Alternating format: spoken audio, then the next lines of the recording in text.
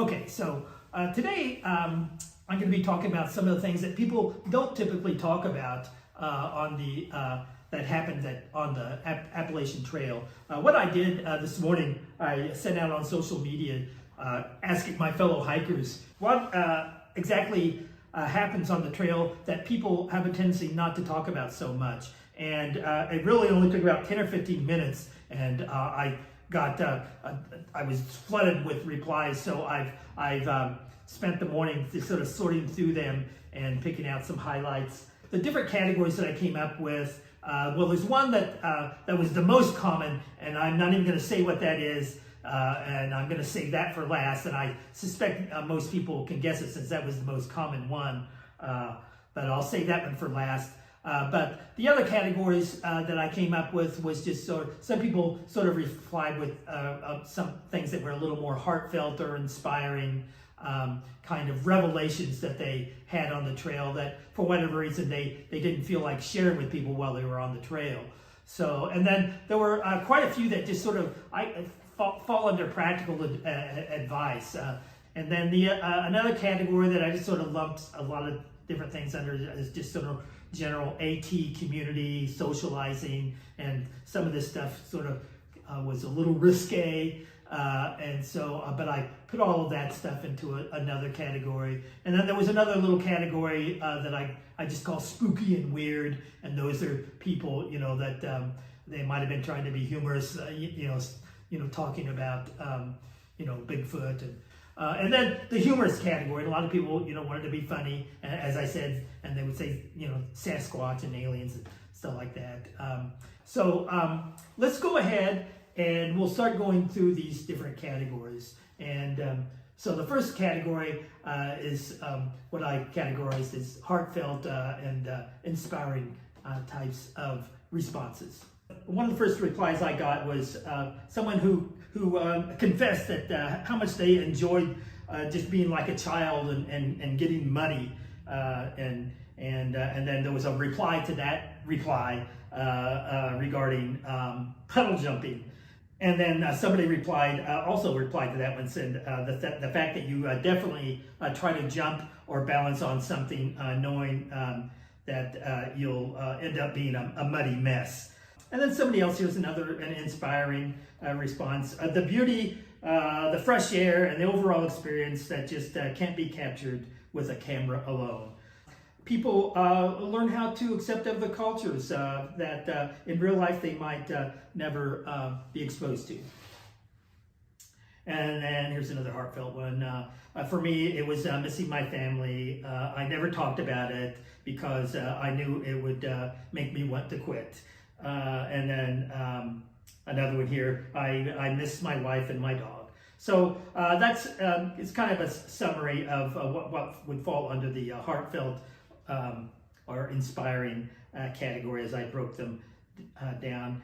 Okay, so now this is a group of responses that I just sort of put under the practical advice kind of category. People just sort of I guess things that people sort of wish people would know on the trail regarding like trail etiquette and things like that that they didn't say to people just because they didn't want to cause a conflict or hurt their feelings or something like that, but I guess sort of wish that things could have been that someone else might have been able to say it, but they were reluctant to share on the trail. One of them would be sleeping with their food.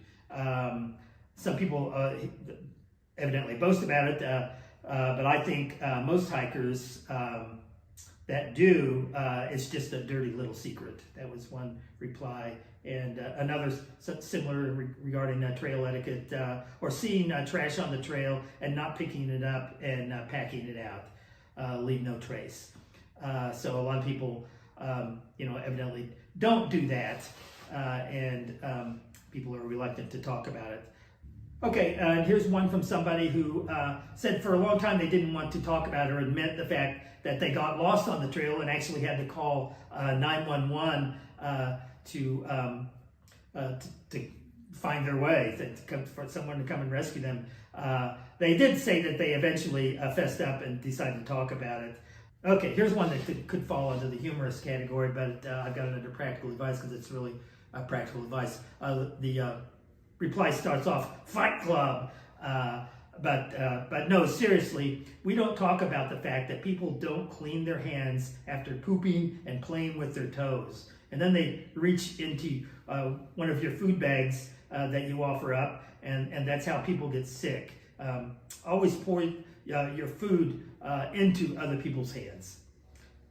And here's one that I guess somebody says they didn't talk about much, but was an issue for them, and that was the constant struggle to avoid stepping in fresh, and there's an emoji there of poop, is something that I really didn't know was such a big thing before I began my trek. And so let's see, let's scroll down. I can't really do all of these because there's so many. Setting up your tent to find someone else took a dump there with no cat hole. Yeah, that's something that I would probably be talking about.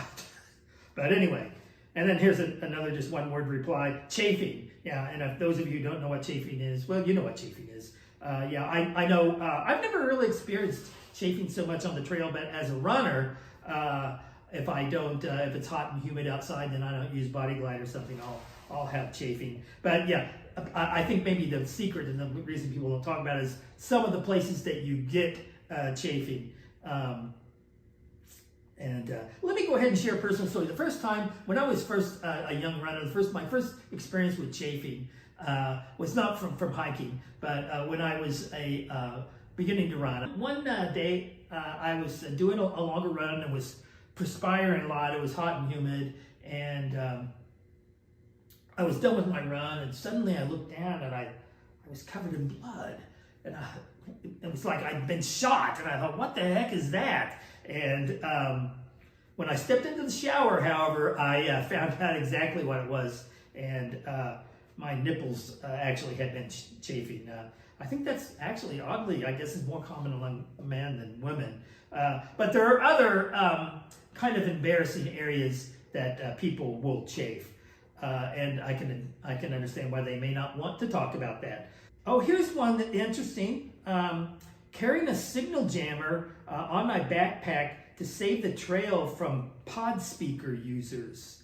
I didn't even realize that something like that existed, but evidently, and I think it's not just pod speakers, but people that want to listen to music. There's nothing wrong with listening to music on the trail. Well, there are some things wrong if you're not aware of your surroundings, because that could be a problem. But in terms of trail etiquette, if you're not using earbuds or headphones, it's annoying if you're walking along and you're just enjoying nature and you're hearing the birds sing and things like that, and then somebody comes walking along with their music sort of blasting. That's annoying, so that's an aspect of trail etiquette that people should be aware of.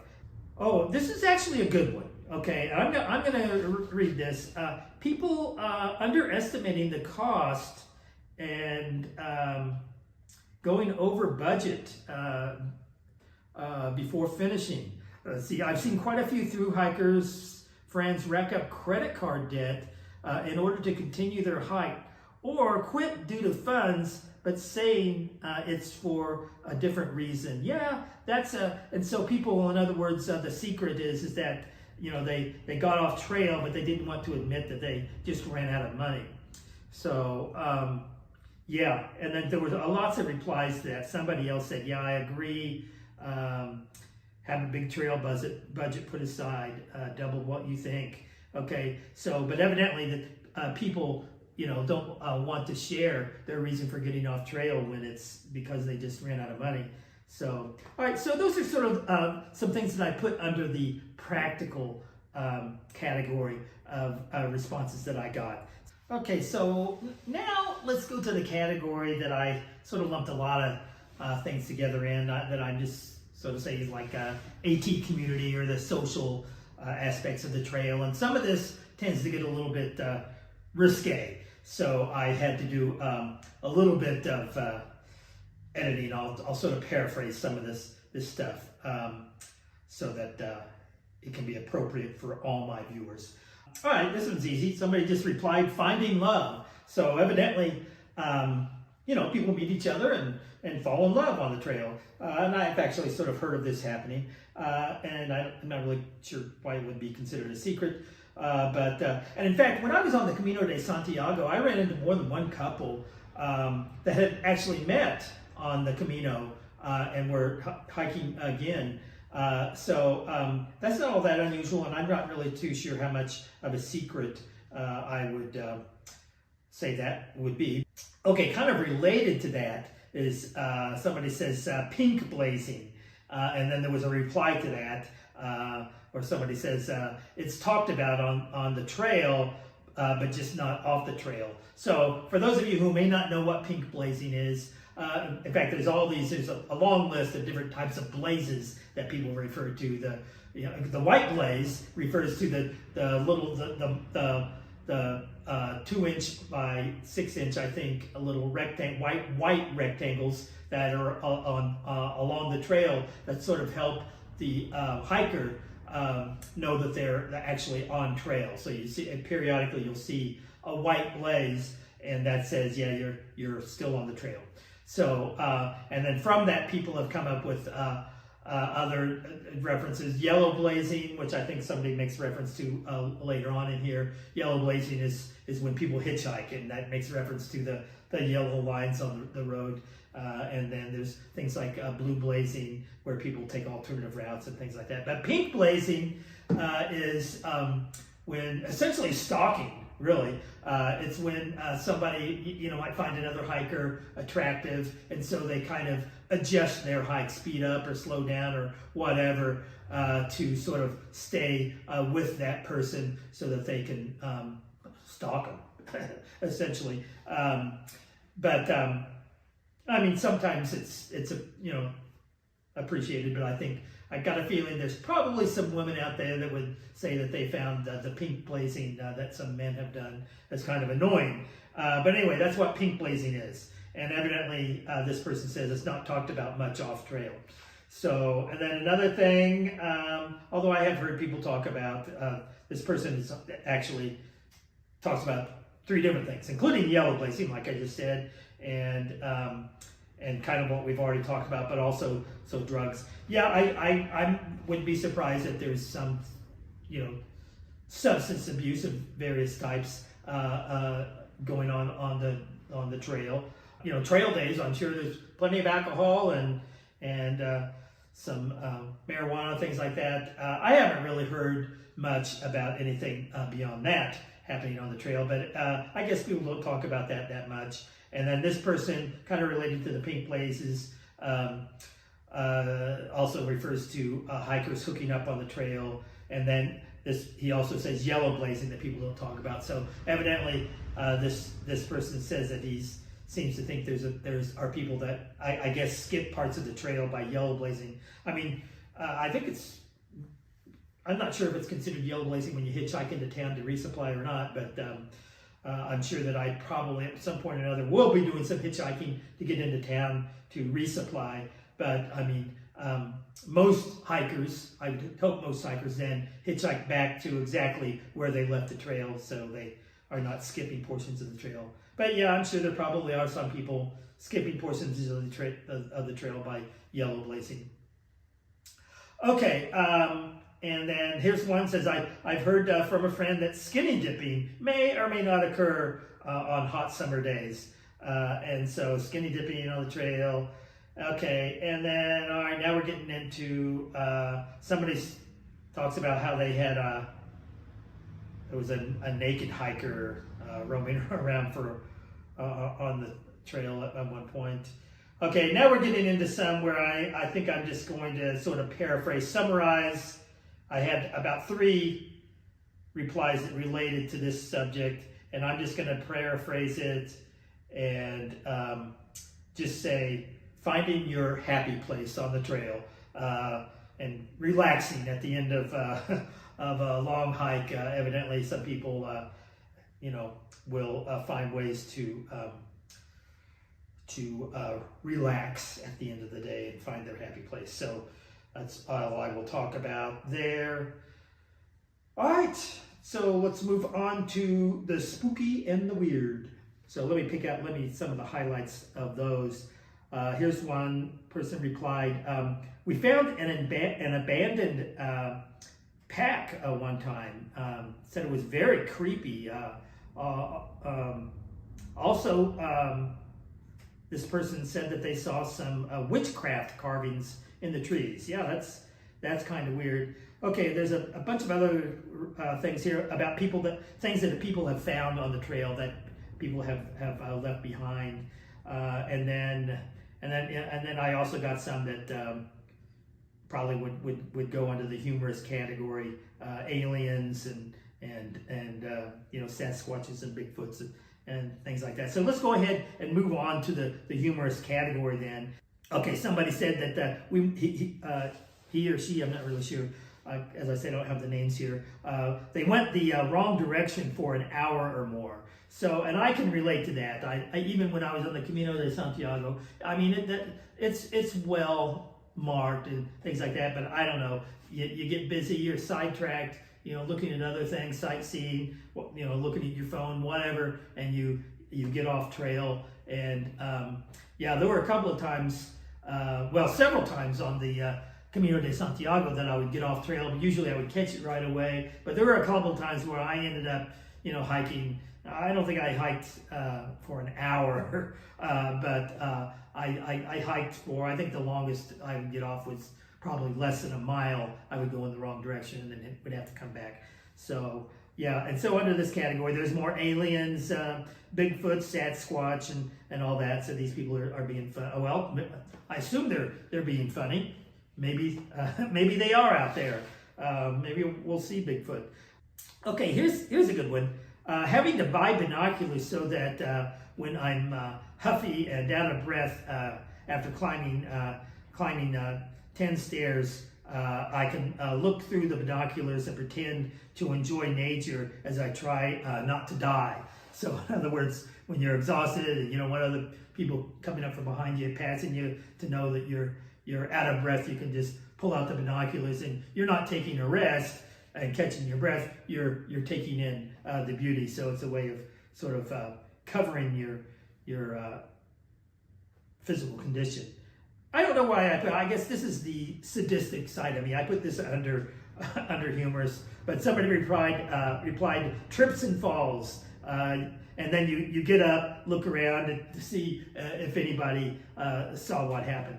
So So in other words, hiding, not wanting people to know that you have tripped and fallen. And I have tripped and fallen many times. In fact, if you watched early on in the vlogging that I did of the Camino de Santiago this year with my friends, when I was with my friends Jack and Bonnie, I fell with them, and that sort of became a running joke about me falling. Okay, here's another related to the holding your breath when people walk by so that they don't know how bad your cardio is. And then somebody else saying with a stoic face that is like, yeah, I'm fine. And as soon as they can't see me, you start breathing heavy again. Here's another similar, a man pretending to run when you're really just walking, so at least the hard breathing makes sense. Okay, here's somebody, this falls under humor, I guess. They are confessing that the best pictures that they took while hiking were from the vantage point that they had while squatting behind a bush. But they got some incredible pics from that. And then we had several replies to that. Somebody said in the middle of the night with a full moon. Okay, somebody else referred to duck walking over a bit beyond a branch that's missing to get that good shot with your camera while you're squatting behind a bush. So yeah, evidently more than one person has done photography while squatting behind a bush. Somebody here, I guess, hopefully they're kidding. I haven't heard of any mountain lions on the Appalachian Trail. Certainly on the PCT. I haven't heard of any mountain lions on the AT. Maybe there are. So maybe Maybe he's saying there are and people just don't talk about it. I don't know. I don't think there are. So I think he was being funny. That's why I have that under the humorous category. So, yeah. Okay, so saving for last, my big category that I got the most replies under was poop. And poop. I know some of the things I've related, I put up here under practical advice and humorous, but some people, it just sort of fell squarely into this category. And then they just hear somebody, they loved using the emojis. So instead of saying poop or something else, they would give the emoji. So an emergency emoji happens. So I'd say more, but some things just don't get talked about. So people, there's a lot of that going on that is probably the biggest secret on the trail that people are reluctant to talk about. And then somebody just said stink. So, that could be, their own, or maybe the privies along the way that may not be so well maintained, probably don't smell so well. Somebody else just put down going number 1. I suspect this probably was a woman because frankly for us guys, that's not a big issue. So, and then here's another one that was just a big emoji. So you could say, and then people emojiing themselves, people pooping themselves. And I've heard of this, but evidently most people do. But most people are not admitting it. Although there certainly I have seen some people on Facebook admit that. Okay, and another thing, brown blazing. This could have gone under the social AT community thing. Brown blazing, you can kind of maybe guess what that is. And that's people who sort of plan their whole hike, I guess, from one privy to the next, so they can avoid doing their business in other places. And here's a good one. This one could have gone under the humorous category too. And a novice hiker who did their paperwork in quotations with poison sumac or poison ivy. Poor souls. You definitely want to carry your toilet paper, a roll of toilet paper with you at all times, so that you don't have to rely on Mother Nature, who could turn against you if you choose the wrong leaf. All right, so that pretty much covers the high points. I got tons and tons, and I had to go through them. But those are the things people do not talk about that happen on the trail. So, shh, don't tell anybody.